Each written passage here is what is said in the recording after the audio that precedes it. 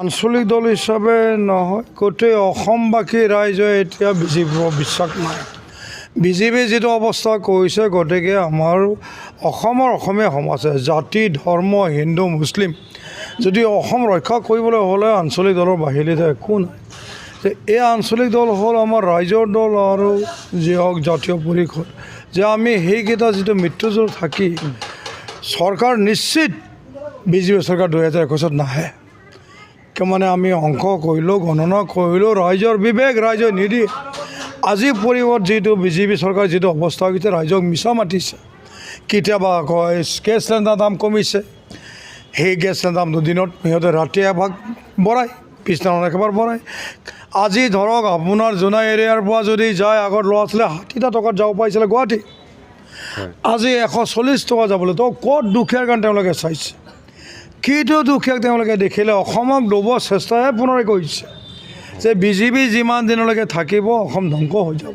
গতিকে মোৰ অসমীয়া সমাজক অসমীয়া ৰাইজক অনুৰোধ কৰিছোঁ হাত জৰি, সেই অসমবাসী আই দেউতাসকল, মোৰ সন্মানিত সকলো সমাজক, অসম সমাজক জাতি ধৰ্ম হিন্দু মুছলিম তেওঁলোকক মই হাত জুৰিছোঁ, যাতে পৰিৱৰ্তন আমাৰ কৰিবলৈ সময় আহিছে। এই সময় যদি আপোনালোকে বুজি নাপায়, তেনেহ'লে অসমীয়া সমাজে পুনৰাই আৰু কষ্ট হোৱাটো নিশ্চিত। গতিকে আমি আমাৰ পৰিৱৰ্তন চেঞ্জ কৰিবলৈ এই সময়, যে তেওঁলোকে বৃত্তিহীন সদৰীয়া যোৱাকালি আছিলে তেওঁলোকে কোনোবা সন্থাৰ সভাপতি, পিছদিনাখন মন্ত্ৰী। সেই ডাঙৰীয়াসকল আপোনালোকে অসমৰ ল'ৰা ছোৱালীক বৰবাদ কৰিছে। কাকবা ধৰিয়ে কাকবা এৰেষ্ট কৰিয়ে নিছে আপোনালোকে, জাতিদ্ৰোহী দেশদ্ৰোহী অগ্নিসংযোগ এনেকৈ কেছ দিছে। ৰাইট, ভাল কথা। যে এতিয়া বৰ্তমান যিবিলাক আমি জ্যেষ্ঠ নেতা আছিলে বিজেপিত, 35 বছৰ বিজেপিত মই কাম কৰি আহিলোঁ। 1982ৰ পৰা মই টিকেট ডিমাণ্ড কৰিছিলোঁ। আপুনি ভাল কথাই সুধিলে, যে এতিয়া বৰ্তমান মুখ্যমন্ত্ৰীৰ পৰা লৈ সকলো মন্ত্ৰী কেবিনেট পৰ্যায়ত যিবিলাক বিজেপিৰ কাম কৰি আছে, বৰ্তমান বিজেপিত আছে, তেওঁলোকে আকাশত আছে তলত আছে একো গমেই নাপায়। তেওঁলোকে যে মন্ত্ৰী মহোদয়সকলে এতিয়া ওপৰত আছে তলত আছে একো গমেই নাপায়। গতিকে পুৰণা বিজেপি কোনো কামেই নাই। তেওঁলোকে নতুনকৈ আহিছে, কোনোবা এলচ থকা MLA ক সোমাই দিছে, বাছ সেই জোনাই। তাকে মই কৈছোঁ আপুনি কথা ৰাইট, যে বৰ্তমান পুৰণা বিজেপিক তেওঁলোকৰ অকণমান মৰ্যাদাই নাই। সেই মৰ্যাদা নোহোৱাবিলাক লাষ্ট বয়সো হ'ল। তো গতিকে নিজাভাৱে চিন্তা কৰিব পৰা যথেষ্টখিনি তেওঁলোকৰ আছে। গতিকে এই চিন্তা ধাৰণা কৰি আমি নিজৰ চিন্তা কৰি আমি ৰাইজৰ লগত দেখিলোঁ যে অসম যদি উন্নত, অসমীয়া সমাজ যদি হয়, স্বয়ং যদি অসমীয়া মানুহ হয়, আপুনি বিজেপি প্ৰাৰ্থীয়ে কৈ আহক, অসমখন বচক। আৰু অসম বচোৱা আমাৰ ইমানেই সময়। আৰু তেওঁলোকে চব মিছা মাতিছে। আজি বড়ো সম্প্ৰদায়ৰ মাজত BTD এৰিয়াটো কালি পৰহি এটাৰ পৰা এটা কহি গৈ আছে, পুনৰাই কহি গৈ আছে। আজি যিটো আমাৰ মহাপ্ৰধান সচিব আছিল, যিটো আমাৰ মাননীয় সন্মানিত হাগ্ৰামা মহিলাৰী, তেওঁ যি কৈছে ঠিকেই কৈছে। মই কোনো পৰ্যায়ত বিজেপিত মই চাপৰ্ট নকৰোঁ। আৰু হয়তো UPL কথাটো তেওঁলোকে আছেগৈ, তেওঁলোকে বিজেপিত চাপৰ্ট, যে এটা আমাৰ সংগঠনক আলোচনা কৰাৰ পিছত NDB তেওঁলোকে 2 বছৰ একো গামে খবৰে লোৱা নাই। তো তেওঁলোকে কৰিব কি? বন্দুক ধৰা মানুহ বন্দুক ধৰি আকৌ গৈছে। তো তেওঁলোকক বোলে 2 বছৰ বহাই থ'লে নাই বোলে কৰ্মসংস্থাপন, নাই বোলে কিবা অলপ বোলে তেওঁ লোনৰ ব্যৱস্থা, একোৱেই নাই। গতিকে বিজেপি আমাৰ কৈছে নাই, মুখ্যমন্ত্ৰী ডাঙৰীয়া, বিত্তমন্ত্ৰী ডাঙৰীয়া, অন্যান্য কেবিনেট মন্ত্ৰী ডাঙৰীয়াসকলে মানে ওপৰত আছে তলত আছে নে মাজত আছে গমেই নাপায়। সেয়ে মই মানে প্ৰধানমন্ত্ৰী আহিলে হাঁ ছাৰ, সেই মুখ্য ভাৰতৰ মানে হোম মিনিষ্টাৰ আহিলে হাঁ ছাৰ, তেওঁলোকে অসমৰ কোনো মাত মাতিবই নোৱাৰে। পাৰ্লামেণ্টৰ এটা কোনো এটা আপোনাৰ MP মাত মতা নাই অসমৰ বিষয়ে। কোনো এটা বোলে ভাষা ক'লে প্ৰথমত আজি 5 বছৰ হ'ল যে আমি প্ৰথম মানে বানপীড়িত এৰিয়া আমি এইটো ইছ্যু কৰিম, কথা একোৱেই নাই।